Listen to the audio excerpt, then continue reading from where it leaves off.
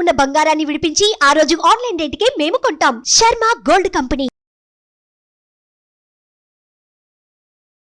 Hi, welcome to our channel. ఈరోజు మనతో పాటు ఉన్నారు జ్యోతిష్య వాస్తు పండితులు, జ్యోతిష్య వాస్తు శిక్షణ నిపుణులు, శ్రీ లలిత ఉపాసకులు శ్రీ నానాజీ పట్నాయక్ గారు. నమస్కారం గురుగారు. శ్రీమాత్రే నమః. సరే, ఫిబ్రవరి 24 మాఘ పౌర్ణమి అయితే ఉండింది. ఈ మాఘ పౌర్ణమి ప్రత్యేకత ఏమంటారు?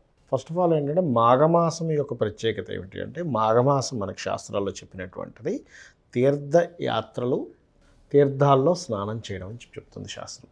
అదేవిధంగా ఈ మాఘమాసం మొత్తము కూడా మీరు చేయవలసిన దానం ఏమిటి అంటే, నువ్వులు దానంగా ఇవ్వమని చెప్పింది శాస్త్రం. నువ్వులు మెయిన్గా దానంగా ఇవ్వాలి. తెల్ల నువ్వులు ఇవ్వచ్చు, నల్ల నువ్వులే ఇవ్వాలని రూల్ లేదు. మీరు కనుక పిడికెలు నువ్వులు ఇచ్చారనుకోండి, ఆ పిడికెలో ఎన్ని నువ్వులు ఉన్నాయో అన్ని వేల జన్మలు మీరు తరిస్తారు. ఓకే. లేదా మీ యొక్క పూర్వీకులు ఎవరైనా సరే నరకాల్లో కానీ రకరకాల కర్మలు అనుభవిస్తుంటారు, వాళ్ళ కర్మలు తొలగుతాయని చెప్పడం జరిగింది శాస్త్రంలో. అదొకటి. మరొకటి ఏంటంటే, ముఖ్యంగా ఈ మాఘమాసం మాఘ పౌర్ణమిలో ప్రత్యేకంగా దానాల్లో అత్యుత్తమమైనటువంటి దానం ఏదిగా చెప్పారు అంటే, మంచం దానంగా ఇవ్వమని చెప్తారు శాస్త్రంలో. ఓకే. మంచం కనుక దానంగా ఇస్తే, ఇప్పుడు భార్యాభర్తల మధ్యన గొడవలు అవుతుంటాయి అనుకోండి, గొడవలు తగ్గిస్తుంది మాఘమాసంలో కనుక మాఘ పౌర్ణమి రోజు ప్రత్యేకంగా మంచం దానంగా ఇచ్చినట్లయితే. అదేవిధంగా ఈ మాఘమాసంలో మనకి ఈ మాఘ పౌర్ణమి రోజే లలితా అమ్మవారికి సంబంధించిన జయంతి కూడా వచ్చింది. ఆ రోజే ఓకే, లలితా జయంతి కూడా వచ్చింది. దాని గురించి కూడా నేను మీకు చెప్తాను. అయితే ఇక్కడ ఏంటంటే, ఈ మాఘమాసంలో ప్రత్యేకంగా ఎవరైతే నువ్వులతో, అంటే ప్రత్యేకంగా చెప్పినటువంటి దానం ఏం చెప్పారంటే, నువ్వులు తీసుకొని నువ్వులతో గోవులా తయారు చేసి, గోవు బొమ్మలా తయారు చేసి దాన్ని దానంగా ఇవ్వమని చెప్పారు. అదొకటి. రెండవది, గోవు బొమ్మల్లా కొన్ని దొరుకుతాయి, అందులో నేతిని పూర్తిగా పోసి ఆ నేతితో నిండినటువంటి గోవు బొమ్మలు దానంగా ఇవ్వమని చెప్పారు. ఈ మాఘమాసంలో తీర్థయాత్రలు, దానము ఇవి ప్రధానంగా చేసుకోవాలి. ఇంకోటి ఏంటి, ఈ దానం ఇవ్వడం ద్వారా ఏమిటి ఫలితము, తీర్థాలకు వెళ్ళి స్నానం చేయడం ద్వారా, నదీ స్నానం చేయడం ద్వారా ఏమిటి ఫలితము అంటే, అపమృత్యు దోషములు పోతాయి. ఇప్పుడు చూడండి, సడన్గా డౌన్ఫాల్ అయిపోయాను. కొంతమంది జాతకాలు చూస్తే అద్భుతంగా వెళ్తూ ఉంటుంది, రాజకీయ లైఫ్ కావచ్చు, లేకపోతే వ్యాపారం కావచ్చు, బిజినెస్లోని వాటిలో మంచి పొజిషన్లో ఉంటారు, సడన్ డౌన్ఫాల్ అవుతుంది. ఎస్. కారణం ఏమిటి అంటే, వాళ్ళకి 8th హౌస్ నెగిటివ్గా ఉంటుంది. ఇలా ఎవరైతే ఈ తీర్థ స్నానాలు చేయడం మాఘమాసంలోని ఈ రకమైనటువంటి దానాలు ఎవరైతే ఇస్తారో, ఖచ్చితంగా వారికి ఆ దోషం అనేటువంటి తొలగుతుంది అనేటువంటి శాస్త్రంలో చెప్పబడినటువంటిది. అది మెయిన్గా. సార్, ఇప్పుడు నల్ల నువ్వులు ఈ పిడికెడు దానంగా ఇవ్వమన్నారు. తెల్ల నువ్వులు, నల్లదైనా తెల్లది కూడా ఇవ్వచ్చు అన్నారు కదా. సార్, ఇప్పుడు ఈ పిడికెడు కాకుండా ½ కేజీ, కిలోకి దానం చేస్తాం, కేజీంబో ఇవ్వచ్చు. సో ఎస్పెషల్లీ మనం ప్రతిసారి మాట్లాడుకుంటున్నాం సార్, పౌర్ణమి సందర్భాల్లో చదవాల్సిన మంత్రం ఏమైనా ఉంటుందా? తప్పకుండా అండి. ఫస్ట్ ఆఫ్ ఆల్ ఏంటంటే, ఈ మాఘమాసంలో కనుక చూసుకున్నట్లయితే, ఈ మాఘమాసంలో ప్రత్యేకంగా గుర్తుపెట్టుకోండి, పౌర్ణమి అంటేనే అమ్మవారికి సంబంధించిన మంత్రం ఏదైనా చేయొచ్చు. ఓకే. శాస్త్రాల్లో అమ్మవారికి మన దేవి పురాణము వీటిల్లో కనుక చూసుకున్నట్లయితే, దేవి భాగవతం ఇట్లాంటి వాటిలో చూసుకున్నట్లయితే అమ్మవారి స్వయంగా చెప్పింది ఏమిటి, చతుర్దశి, అష్టమి, నవమి, దాని తర్వాత అమావాస్య పౌర్ణమి కూడా చేర్చారు. అంటే అమావాస్య పౌర్ణమి రోజు కూడా అమ్మవారి యొక్క అనుగ్రహం అధికంగా ఉంటుంది అనేటువంటిది. కాబట్టి ఎవరికైనా వివాహ సంబంధించిన విషయంలో డిస్టర్బెన్స్ ఉన్నాయి, మంచం దానంగా ఇవ్వాలి, గుర్తుపెట్టుకోండి. అట్లాగే గోవు డైరెక్ట్గా కూడా దానంగా ఇవ్వచ్చు మాఘమాసంలో. ఓకే. గోవు దానం ఇవ్వలేమండి, నువ్వులతో గోవును తయారు చేసి దానం కూడా ఇవ్వచ్చు, తెల్ల నువ్వులతో దానం ఇవ్వచ్చు. అయితే చాలామంది అనిపిస్తుంటుంది, ఎలా చేస్తామండి దీనికని. తెల్ల నువ్వుల్లో బెల్లం ఉంటుంది కదా, బెల్లం పాకం కలిపి చేస్తారు.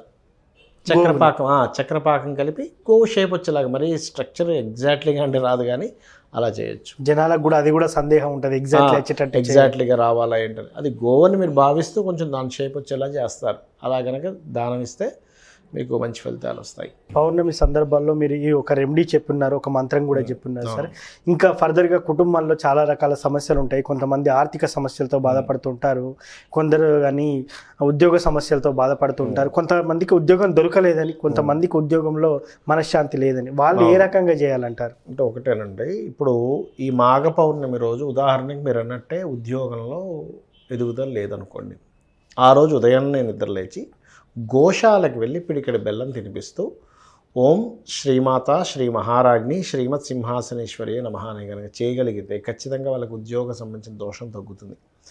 రెండవది మీరు అన్నట్టుగా వివాహమే అవ్వట్లేదు అనుకుందాం. ఆ రోజు మాఘ పౌర్ణమి రోజు తీపి చపాతీలు అంటారు, అంటే చపాతీకి తేనె పూసి చిన్న చిన్న ముక్కలుగా చేసి దేశీవాలి గోవుకు కనుక తినిపించినట్లయితే ఏమవుతుంది అంటే, ఈ తినిపించడం ద్వారా తినిపిస్తూ మంత్రం చదవాలి. కామేశబద్ధ మాంగళ్య సూత్ర శోభిత కందర చేస్తే కూడా మీకు వివాహ సంబంధించిన, అయితే ప్రధానంగా ఇక్కడ అపమృత్యు దోషాలు పోతాయని చెప్పుకున్నాం కాబట్టి అష్టమీ చంద్ర విభ్రాజ అలికస్థల శోభితాయే నమః.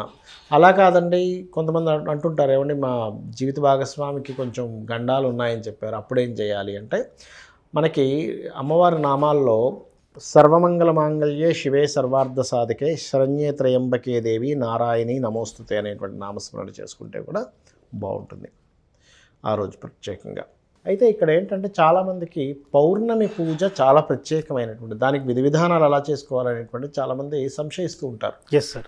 ఉదయం నిద్రలేచిన వెంటనే శాస్త్రం ఏం చెప్తుంది అంటే, తిథులు ఇందాక నేను చెప్పాను కదా, చతుర్దశి, అష్టమి, నవమి, పౌర్ణమి, అమావాస్య, ఈ తిథుల్లో నిద్రలేచిన వెంటనే కూడా మనం ముందుగా అనుకోవాల్సింది ఏంటంటే, ఆహా ఈరోజు పర్వదినం, అమ్మవారిని ఆరాధించడానికి ప్రత్యేకమైనటువంటి దినము అని చెప్పి ఆలోచించుకొని ఆ ఎనర్జీతో నిద్ర లేవాలి. ఓకే. నిద్ర లేచిన తర్వాత ముందు ఎప్పుడైనా గుర్తుపెట్టుకోండి, ఆ రోజు అయ్యేటువంటి కార్యక్రమాలు మనకి ఇబ్బంది వస్తున్నాయి అనుకుంటే కనుక గణపతిని తలుచుకోండి ఒక నిమిషం. ఓకే. గణపతిని స్కందుని తలుచుకొని నిద్రలేచి కాలకృత్యాలు తీర్చుకొని, దాని తర్వాత మీరు నిత్య పూజ చేసేటువంటిది ఏదైతే ఉందో పూజ చేసుకొని, పౌర్ణమి సాయంత్రం చేస్తాం పూజ. ఉదయం పూట మీకు వీలైతే గనక ఉపవాసం ఉండగలిగితే ఉపవాసం ఉండండి. ఉపవాసం ఉండలేను అనుకుంటే నో ప్రాబ్లం, పళ్ళు పాలు ఏదైనా తీసుకోవచ్చు, తప్పేం కాదు. శాస్త్రంలో ఎక్కడ కూడా అమ్మవారు నువ్వు ఖచ్చితంగా ఇలాగే ఉండవలసిందే అని చెప్పలేదు. ఇప్పుడు అందులో ముఖ్యంగా స్త్రీలకి, శిశువులకి, రోగిష్ఠులు, అంటే కొంచెం హెల్త్ ప్రాబ్లమ్స్ ఉంటాయి, బీపీలు, షుగర్లు ఉంటాయి, అటువంటి వారికి ఖచ్చితంగా ఉండాలనేటువంటి శాస్త్రంలో ఎక్కడా లేదు. మీకు ఉండాల్సింది ఏమిటంటే, ఈ జగత్తు మొత్తం అమ్మవారు, ఈ అమ్మవారి స్వరూపంలో ఉన్నటువంటి జగత్తును నేను పూజిస్తున్నాను. అందులో మనం ఒక పటం పెట్టుకోవాలి కాబట్టి, ఈ పటం రూపంలో మనకు రూపం కావాలిగా పూజ చేయడానికి, అందుకని ఆ రూపాన్ని చూస్తూ నేను పూజిస్తున్నాను అనే భావన ఉండాలి. భక్తే ప్రధానం అక్కడ. మీరు ఎలా పూజిస్తున్నారో, ఇలా పూజిస్తున్నారో, ఆ పుష్పాలతోనో ఈ పుష్పాలతోనో సంబంధం ఏమీ లేదు. అయితే మీరు ఏం చేయాలంటే, ఎప్పుడైనా పౌర్ణమి పూజలో చనివిడి ఖచ్చితంగా కలుపుకోవాలి. ఓకే. అందులో మఖా నక్షత్రంలో వచ్చేటువంటి మాఘ పౌర్ణమి మరింత ప్రత్యేకత. ఎస్. కాబట్టి చనివిడి పెట్టుకోవడము, అదేవిధంగా అరటిపళ్ళు, ఆకు, ఒక్క కంపల్సరీ ఉండాలి. అదేవిధంగా కొంత పాయసం లాంటివి తయారు చేస్తారు. వీటినన్నిటినీ ఒక దీపం వెలిగించి, మీ ఇంటి పైన వీలుందనుకోండి, ఫస్ట్ ఫ్లోర్ ఉంది కొంతమందికి, చంద్రుడిని చూస్తూ చేయొచ్చు, లేదు బాల్కనీలో కూడా పెట్టుకోవచ్చు. అయితే ఒక్కొక్కసారి మనకి మేఘాలు అయ్యి చంద్రుడు కనబడ్డా అయినా సరే బెంగపడకండి, ఆకాశంలో చంద్రుడు ఉన్నాడు అమ్మవారి స్వరూపం రూపంలో అని అనుకుంటూ మీరు కనుక చంద్రుడిని చూస్తూ లలితా సహస్రనామాలు కనుక చదవగలిగితే అద్భుతమైనటువంటి ఫలితాలు వస్తాయి. నిజంగా సార్, పౌర్ణమి రోజు ఏం చేయాలి, ఉద్యోగంలో బాధపడుతున్నవారు కానివ్వండి, కుటుంబ సమస్యలతో బాధపడుతున్నవారు కానీ ఏ రెమెడీ చేయాలి, ఏ మంత్రం చదవాలనేది చాలా చక్కగా చెప్పారు సార్. Thank you. శ్రీమాత్రే నమః. సో చూశారు కదా, పౌర్ణమి రోజు చేయాల్సిన విధి విధానాలు నానాజీ గారు చెప్పారు. ఇది వాటి కార్యక్రమం. మరో కార్యక్రమంలో మళ్ళీ కలుద్దాం. Thank you.